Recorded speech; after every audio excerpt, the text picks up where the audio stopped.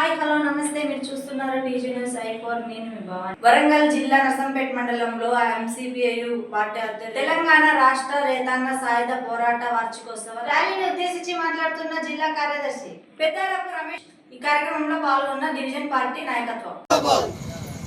సోదరులారా, ఈరోజు మాదన్నపేట గ్రామంలో ఎంసీపీఐయు ఆధ్వర్యంలో కొవ్వొత్తులతోటి తెలంగాణ రైతాంగ సాయుధ పోరాటంలో అమరులైనటువంటి త్యాగదులను స్మరించుకుంటూ ప్రదర్శన చేయడం జరిగింది. ఈ ప్రదర్శనలో పాల్గొన్నటువంటి కామ్రేడ్స్ అందరికీ కూడా ఎంసీపీఐయు పక్షాన అభివందనలు తెలియజేస్తూ, మనందరికీ తెలుసు ఈరోజు తెలంగాణ రైతాంగ సాయుధ పోరాటం భూమి కోసం, భుక్తి కోసం, వెట్టి చాకరి విముక్తి కోసం 1946 నుంచి 1951 వరకు ఈ తెలంగాణ ప్రాంతంలో జరిగింది. ఆ క్రమంలో ఏంటంటే నైజాం రజాకారులు ఈ తెలంగాణని మొత్తం తమ కబంధ హస్తాల్లో ఉంచుకొని భూమి లేకుండా, భుక్తి లేకుండా వెట్టి చాకరీ చేయించుకుంటూ అనేక రకాల ఇబ్బందులు చేసిన పరిస్థితి ఉంది. ఆ క్రమంలో ఏంటంటే ఆంధ్ర మహాసభ పేరుతోటి కమ్యూనిస్టుల నాయకత్వాన ఎర్ర జెండా పట్టుకొని ఈ తెలంగాణకి స్వాతంత్రం రావాలి, భారతదేశంలో భాగస్వామ్యం కావాలి అని చెప్పేసి పెద్ద ఎత్తున పోరాటం జరిగింది. ఆ పోరాటంలో సుమారు 4,500,000 మంది అమరులైనటువంటి పరిస్థితి ఉంది.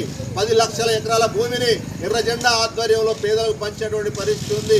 ఈ క్రమంలో ఏందని చెప్పేసి అంటే 3,000 గ్రామాలు గ్రామ స్వరాజ్యాలుగా ప్రకటించుకొని ముందుకు సాగిన పరిస్థితి. అంత మహత్తర పోరాటం ప్రపంచ చరిత్రలోనే సువర్ణాక్షరాలతో లిఖించబడినటువంటి ఆ పోరాటాన్ని అప్పుడు ఉన్నటువంటి నెహ్రూ, పటేల్ సైన్యాలు ఆ రోజు ఉన్నటువంటి నైజాం రజాకారుకు అండగా నిలిచినటువంటి పరిస్థితి. కానీ ఈ రోజు ఉన్నటువంటి భారత పాలకులు కానీ, ఈ రాష్ట్రంలో ఉన్నటువంటి కాంగ్రెస్ పాలకులు కానీ ఈ చరిత్రను వక్రీకరించే పరిస్థితి ఉంది. ఇదేదో ముస్లింలకి హిందువులో జరిగినటువంటి కొట్లాటగా వక్రీకరిస్తున్న పరిస్థితి ఉంది. ఆనాడు ఏదైతే భూమిని కేంద్రంగా చేసుకొని పోరాటాలు నడిచాయో, భూమి దున్నేవాడిదే భూమి అని చెప్పేసి పోరాటాలు నడిచాయో, ఆ రోజు అట్లా భూమి వాడికే కావాలని చెప్పేసి పోరాటం చేస్తే ఈనాడు ఉన్నటువంటి పాలకులు ప్రజల దగ్గర నుంచి భూములు గుంచుకొని ఈరోజు ప్రత్యేక ఆర్థిక మండళ్ల పేరు మీద, సెజ్జుల పేరు మీద, ఈరోజు రింగ్ రోడ్ల పేరు మీద 1000 ఎకరాల భూములు ఈరోజు ప్రజల దగ్గర నుంచి గుంజుకుంటున్న పరిస్థితి ఉంది. అదేవిధంగా ఈరోజు భూమి